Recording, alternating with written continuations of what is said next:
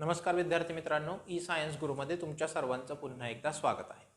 आता आपण line and plain या चॅप्टरवरचे एक्झाम्पल्स सॉल्व करून घेतोय आणि याच्यामधला आज आपण अँगल बिटवीन टू लाईन्स या पॉईंटवरती एक्झाम्पल सॉल्व करून घेणार आहे। ठीक आहे, सो याच्या प्रीवियस जे काही व्हिडिओज आहेत लाईन अँड प्लेनवरती, ते जर व्हिडिओज तुम्ही पाहिले नसतील तर ते व्हिडिओज सुद्धा तुम्ही सुरुवातीला पाहून घ्या, ज्याची लिंक डिस्क्रिप्शन बॉक्समध्ये आहे। त्याचबरोबर वरती आय बटनवरती सुद्धा तुम्हाला तो व्हिडिओ मिळून जाईल। तुम्ही जर आपल्या चॅनलवरती नवीन असाल तर आपल्या चॅनलला सबस्क्राइब करा, बेल आयकन प्रेस करा, त्याचबरोबर आपला चॅनल तुमच्या मित्रांना देखील शेअर करा। ओके, सो आता अँगल बिटवीन टू लाईन्सचा सुरुवातीला फॉर्म्युला लक्षात घ्या की फॉर्म्युला असणार आहे कॉस थीटा इक्वल्स टू। आता या ठिकाणी एक गोष्ट लक्षात घ्या, अँगल बिटवीन टू लाईन्स असू देत किंवा टू प्लेन्स असो, जो काय फॉर्म्युला आहे ना तो फॉर्म्युला आपल्याला सेमच यूज करायचा आहे। कुठला फॉर्म्युला आहे तो cos theta equals to. Okay, formula आहे a1 a2 plus b1 b2 plus c1 c2 upon root मध्ये a1 square plus b1 square plus c1 square into a2 square plus b2 square plus c2 square. Okay, so हा formula आपल्याला काय करायचा आहे, use करायचा आहे। आता यातला angle between line and plane म्हणजे वन लाईन आणि वन प्लेन याच्यामधला जो काय अँगल फाइंड आउट करायचा, हा जो काय पॉइंट आहे ना तो पॉइंट तुम्हाला बोर्डला सुद्धा कॅन्सल झाला होता। सो सीईटी साठी सुद्धा तो पॉइंट काय असणार आहे, तुमचा कॅन्सलच असणार आहे। Okay, so just angle between two lines मधला किंवा टू प्लेन्स मधलाच तुम्हाला त्या ठिकाणी अँगल यावर्षी विचारला जाऊ शकतो। त्यामुळे याच पॉइंट साठीचा हा जो एक फॉर्म्युला आहे तो फॉर्म्युला तुम्ही लक्षात ठेवा। आता आपण याच्यावरची एक्झाम्पल्स पाहूया। पहिला क्वेश्चन पाहूया, पहा फर्स्ट क्वेश्चन काय दिलाय, the angle between the lines, दोन लाईनच्या मधला आपल्याला काय करायचा आहे, अँगल तयार करायचा आहे। सो अँगलचा फॉर्म्युला आपण हा पाहिला होता। याच्यामध्ये बाळांनो a1 b1 c1 a2 b2 c2 हे आता काय असणार आहे हे सांगण्याची गरज नाही लागली पाहिजे, प्रीवियस 2-3 व्हिडिओज मध्ये आपण हे शिकलेलो आहे की नाही। सो हे a1 b1 c1 किंवा a2 b2 c2 हे काय असणार आहेत, दोन लाईनचे डायरेक्शन रेशोज असणार आहेत। मग आता आपण कार्टेशियन फॉर्म सुद्धा शिकलेलो आहे आणि वेक्टर फॉर्म सुद्धा शिकलेलो आहे। सो वेक्टर फॉर्म मध्ये डायरेक्शन रेशोज कुठे असतात, तर जो काय आपला पॅरामीटर आहे त्या पॅरामीटरच्या शेजारी जो काही वेक्टर आहे त्या वेक्टरवरून आपल्याला काय मिळतात, a1 b1 c म्हणजे a b c direction ratios मिळतात। आणि कार्टेशियन फॉर्म मध्ये इथे जे डिनॉमिनेटरला आहेत की नाही ते आपले काय असतात, डायरेक्शन रेशोज असतात। मग पहा या ठिकाणी जर आपण पहिली लाईन पाहिली तर त्या लाईन वरून आपण a1 ची व्हॅल्यू लिहूया। बघा पॅरामीटर आहे लॅम्बडा, सो याच्या शेजारी जो वेक्टर असेल त्याच्यावरून डायरेक्शन रेशोज मिळतील आपल्याला। सो आय कॅपचा कोइफिशियंट असेल तो असेल a1, जे कॅपचा कोइफिशियंट असेल तो असेल b1 आणि के कॅपचा कोइफिशियंट असेल तो c1। त्याच पद्धतीनं जर आपल्याला कार्टेशियन फॉर्म दिला असेल तर स्टँडर्ड फॉर्मॅटमध्ये आहे का पाहायचं, x minus x1 upon a, y minus y1 upon b, z minus z1 upon c, या स्टँडर्ड फॉर्मॅटमध्ये आहे का पाहायचं। या ठिकाणी स्टँडर्ड फॉर्मॅटमध्ये आहे। सो a म्हणजे काय असणार आहे, या ठिकाणी x च्या ठिकाणी जो डिनॉमिनेटर आहे तो b2 या ठिकाणी असेल 3 आणि c2 या ठिकाणी असेल 2, बरोबर। व्हॅल्यू पुट करताना एक गोष्ट लक्षात घ्या की a1 ची व्हॅल्यू b1 ची व्हॅल्यू असं पुट नाही करत बसायचं। इथं a1 इंटू a2 म्हणजे या दोघांचा प्रॉडक्ट, सो 1 1 जा असेल 1, पुन्हा b1 इंटू b2 म्हणजे या दोघांचा प्रॉडक्ट, सो 3 इंटू -1 केलं तर असेल -3, नंतर या दोघांचा प्रॉडक्ट, सो 2 1 जा किती असेल 2 डिवायडेड बाय रूट मध्ये काय असेल a1 याचा स्क्वेअर, सो 1 चा स्क्वेअर 1 प्लस b1 चा स्क्वेअर म्हणजे 1 चा स्क्वेअर 1 प्लस c1 चा स्क्वेअर म्हणजे 1 चा स्क्वेअर 1 इंटू रूट मध्ये a2 b2 c2 च्या स्क्वेअरची ॲडिशन, सो 1 चा स्क्वेअर 1 प्लस 3 चा स्क्वेअर 9 प्लस 2 चा स्क्वेअर किती असेल 4। आता तुम्ही बाळांनो नीट समजून घ्या, या ठिकाणी जर तुम्ही वरती पाहिलं तर 1 प्लस 2 असणार आहे 3 आणि 3 मायनस 3 केलं तर न्यूमेरेटर होईल 0। आता या ठिकाणी तुमचा डिनॉमिनेटर काही पण येऊ दे, म्हणजे तुम्ही सॉल्व जरी केलं तर इथं रूटमध्ये 3 असेल, इथं रूटमध्ये 14 असेल, बरोबर।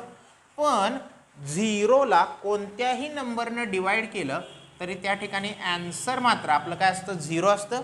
सो हा कॉस इकडं नेला तर काय होईल, कॉस इनवर्स ऑफ 0, आणि cos inverse of 0 he value कुठली असते, 90 डिग्री। 90 डिग्री म्हणजेच π/2।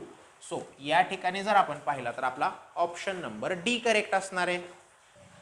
नेक्स्ट क्वेश्चन पाहूया। नेक्स्ट क्वेश्चन काय दिलाय, the angle between the lines whose direction ratios are. आता इथं लाईन नाही दिलेली, या ठिकाणी डायरेक्टली आपल्याला डायरेक्शन रेशोजच दिलेले आहेत बरोबर. सो पहिल्यांदा जे दिलेत त्याला A1 B1 C1 मानूया. सो A1 आहे 4, B1 आहे -3 आणि C1 आहे 5.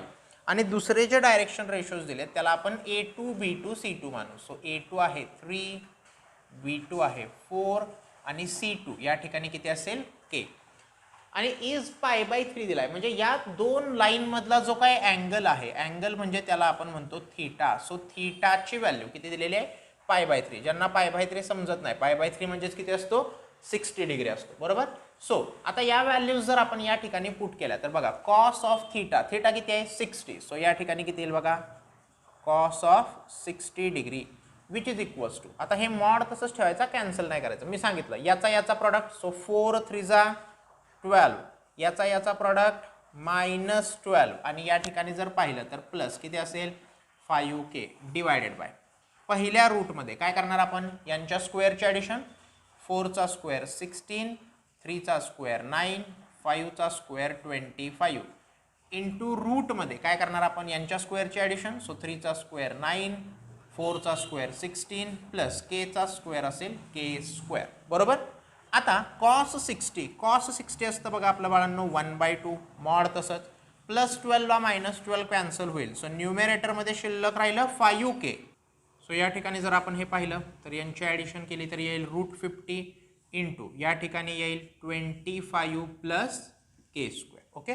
आता जर आपल्याला हा मॉड कॅन्सल करायचा असेल तर आपल्याला माहिती आहे मॉडच्या आतमध्ये जर एखादा अननोन असेल तर डायरेक्टली मॉड कॅन्सल होत नाही. तो कॅन्सल करण्यासाठी आपल्याला काय करावा लागतो स्क्वेअर करावा लागतो. सो बोथ साईडचा स्क्वेअर करू. सो 1चा स्क्वेअर 1, 2चा स्क्वेअर 4, या ठिकाणी 5चा स्क्वेअर 25 K². इथं स्क्वेअर केला तर स्क्वेअरला स्क्वेअर रूट होईल कॅन्सल. सो इथं शिल्लक राहील 50 इंटू या ठिकाणी सुद्धा स्क्वेअरला स्क्वेअर रूट कॅन्सल होईल आणि शिल्लक राहील 25 प्लस K². सो आता इथं बघा 25 1 जा 25 2 जा 2 1 जा 2 2 जा. सो सॉल्व करताना अपॉन इकडं जर घेतलं तर या ठिकाणी होईल 25 प्लस K². 1ला मल्टिप्लाय केल्यावर काहीच फरक पडणार नाही. अपॉन 2 जर इंटू 2 केला तर 2 इंटू K² या ठिकाणी होईल 2K². सो प्लस K² तिकडे गेलं तर होईल -K². That is 2K² minus K² ची व्हॅल्यू शिल्लक राहील 25. मग 2K² मधून K² मायनस करा शिल्लक राहील K² इक्वल्स टू 25. बोथ साईडचं जर स्क्वेअर रूट काढलं सो Kची व्हॅल्यू बघा 25चं स्क्वेअर रूट असेल 5 पण कॉन्स्टंट टर्मचं स्क्वेअर रूट काढलं तर नेहमी आपण काय घेतो प्लस ऑर मायनस घेतो आणि या ठिकाणी प्लस ऑर -5 जर आपण पाहिला तर या ठिकाणी आपला ऑप्शन नंबर डी करेक्ट असणार आहे. नेक्स्ट क्वेश्चन घेऊया. नेक्स्ट क्वेश्चन काय दिलाय अँगल बिटवीन द लाईन. दोन लाईन दिलेल्या आहेत त्याच्यातला आपल्याला अँगल तयार करायचा आहे. बरं देताना कार्टेशियन इक्वेशन दिले नीट पाहिलं तर दोन्हीच्या दोन्ही सुद्धा स्टँडर्ड फॉर्मॅटमध्ये. सो या ठिकाणी हे काय असेल आपलं A1 हे असेल B1 हे असेल C1 A2 B2 आणि काय असेल C2. तिथल्या तिथंच लिहायचं आहे तुम्हाला, वेगळं पेजवर लिहित बसावं CETला असं काही गरजेचं नाहीये. जस्ट व्हॅल्यूज पुट करणार. सुरुवातीला काय आहे आपल्याकडं A1 इंटू A2. सो 4 2 जा किती होईल 8. त्याच्यानंतर B1 इंटू B2. सो 2 1 जा किती होणार आहे 2 प्लस 8 इंटू 1. सो पुन्हा 8 1 जा किती होईल 8 डिवायडेड बाय रूटमध्ये स्क्वेअर केला. 4चा स्क्वेअर 16, 1चा स्क्वेअर 1, 8चा स्क्वेअर 64 इंटू रूटमध्ये अगेन 2चा स्क्वेअर असेल 4 प्लस 2चा स्क्वेअर 4 प्लस C2 आहे 1. So 1चा square 1. न्यूमेरेटरमध्ये जर ॲडिशन केली तर ॲडिशन असेल 18 डिवायडेड बाय रूटमध्ये. यांची जर तुम्ही ॲडिशन केली तर ॲडिशन असेल 81 इंटू यांची जर ॲडिशन केली तर असेल 9. सो न्यूमेरेटरमध्ये शिल्लक राहिलं 18 अपॉन 81चं स्क्वेअर रूट असतं 9, 9चं स्क्वेअर रूट असणार आहे 3. सो 9 1 जा 9 2 जा. सो कॉस थीटाची व्हॅल्यू जी काय आहे ती शिल्लक राहिली 2/3. बघा आता इथं मॉडच्या आत कॉन्स्टंट नाही आहे, सॉरी मॉडच्या आत अननोन नाही आहे कॉन्स्टंट आहे. सो मॉड आपण डायरेक्ट कॅन्सल करू शकतो. मग थीटाची व्हॅल्यू काढण्यासाठी कॉस इकडं आला तर काय होईल कॉस इनवर्स ऑफ 2/3 आणि या ठिकाणी जर आपण पाहिलं तर कॉस इनवर्स ऑफ 2/3 असा आपला ऑप्शन नंबर डी करेक्ट असणार आहे. आता नेक्स्ट क्वेश्चन जर पाहिला हा क्वेश्चन सेम याच्यासारखा आहे. ओके. या ठिकाणी A1 ची व्हॅल्यू 1, B1 ची व्हॅल्यू 2 आणि C1 ची व्हॅल्यू 2 असेल. A2 ची व्हॅल्यू 2, B2 ची व्हॅल्यू 2 आणि C2 ची व्हॅल्यू -1 असेल. सो हा क्वेश्चन सिमिलर याच्यासारखा आहे. सो हा तुम्ही काय करचाल, तुम्ही स्वतःहून सॉल्व कराल. एक प्रकारे आपण या ठिकाणी होमवर्क म्हणू तुमचा. ओके, सो हा क्वेश्चन तुम्ही काय करा, सॉल्व करा आणि या क्वेश्चनचा आन्सर काय येतंय हे मला तुम्ही कमेंटमध्ये सांगा. ओके, नेक्स्ट क्वेश्चन पाहूया. नेक्स्ट क्वेश्चन काय सांगितलं आहे, the angle between two lines. आता पहा, दोन लाईन्सचे इक्वेशन जे दिलेत ते आपल्याला आता कुठल्या फॉर्ममध्ये दिलेत, वेक्टर फॉर्ममध्ये दिलेत. मग वेक्टर फॉर्ममध्ये डायरेक्शन रेशोज कुठं असणार आहेत सांगा, पॅरामीटरच्या शेजारी. सो या ठिकाणी आणि या ठिकाणी असतील. मग त्या ठिकाणी जर आपण पाहिलं तर लॅम्बडाच्या शेजारी आय कॅप प्लस जे कॅप प्लस 2k कॅप आहे. सो A1 ची व्हॅल्यू असेल 1, B1 ची व्हॅल्यू असेल 1, C1 ची व्हॅल्यू असेल 2. आय कॅपचा कोइफिशियंट, जे कॅपचा कोइफिशियंट, के कॅपचा कोइफिशियंट. सिमिलर दुसरी लाईन जी दिली आहे त्याच्यावरून आपल्याला मिळेल A2, B2 आणि C2. सो A2 आहे 2, B2 आहे 1 आणि C2 आहे -1. ओके, जस्ट व्हॅल्यूज आपण फॉर्म्युल्यात पुट आउट करू. So cos theta equals to रूटमध्ये या दोघांचा प्रॉडक्ट 2 1 जा 2 प्लस 1 1 जा 1, 2 इंटू -1 केलं तर -2. रूटमध्ये स्क्वेअर केला, 1 चा स्क्वेअर 1 प्लस 1 चा स्क्वेअर 1 प्लस 2 चा स्क्वेअर 4 इंटू रूटमध्ये या ठिकाणी 2 चा स्क्वेअर 4 प्लस 1 चा स्क्वेअर 1 प्लस 1 चा स्क्वेअर 1. सो या ठिकाणी +2 ला -2 कॅन्सल होईल, शिल्लक राहील 1. इथं 4 + 1 5, 5 + 1 6. सो √6 इंटू नीट पाहिलं तर इथं पण √6 असेल. सो √6 ला √6 न मल्टिप्लाय केलं तर आन्सर शिल्लक राहील 6. सो ही व्हॅल्यू आहे कॉस थीटाची. थीटाची व्हॅल्यू काढण्यासाठी कॉस इकडे घेतला तर काय होईल, कॉस इनवर्स ऑफ 1/6. आणि या ठिकाणी जर आपण पाहिला तर आपला ऑप्शन नंबर बी करेक्ट असणार आहे.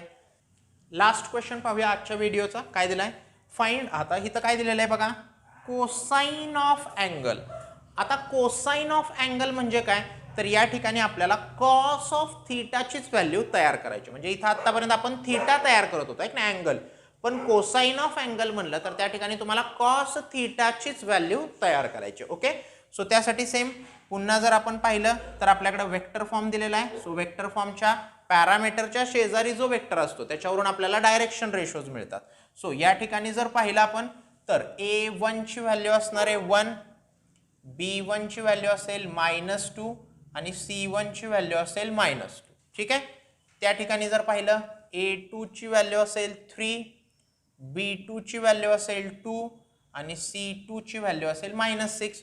सो आता कॉस थीटाच्या फॉर्म्युल्यात जर आपण पुट केलं तर या दोघांचं प्रॉडक्ट 3 1 जा 3, 2 2 जा -4 प्लस 12 डिवायडेड बाय रूटमध्ये बघा 1 चा स्क्वेअर 1, 2 चा स्क्वेअर 4 प्लस 2 चा स्क्वेअर 4 इंटू रूटमध्ये 3 चा स्क्वेअर 9 प्लस 2 चा स्क्वेअर 4 प्लस या ठिकाणी 6 चा स्क्वेअर असेल 36.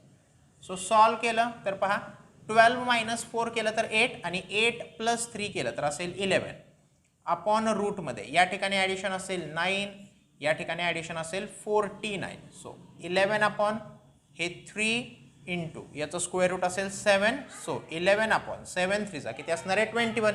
सो कॉस थीटाच तयार करायचा आहे. सो 11 अपॉन 21 पाहिलं तर आपला ऑप्शन नंबर ए करेक्ट असणार आहे. आय होप आजच्या लेक्चरमध्ये जे काय आपण अँगल बिटवीन टू लाईन्सचा जो काय पॉईंट घेतला तो पॉईंट तुमच्या लक्षात आला असेल. आता या टाईपचे एक्झाम्पल्स तुम्ही काय करा, कोणत्याही बुकमधून सॉल्व करा आणि ते सॉल्व करताना जर तुम्हाला काही डाऊट आला तर कमेंट सेक्शनमध्ये मला सांगा. तो डाऊट आपण क्लिअर करण्याचा नक्कीच प्रयत्न करूया. त्याचबरोबर तुम्ही आपल्या चॅनलवरती नवीन असाल तर आपल्या चॅनलला सबस्क्राईब करा, बेल आयकन प्रेस करा. त्याचबरोबर आपला चॅनल तुमच्या मित्रांना देखील शेअर करा. Thank you friends.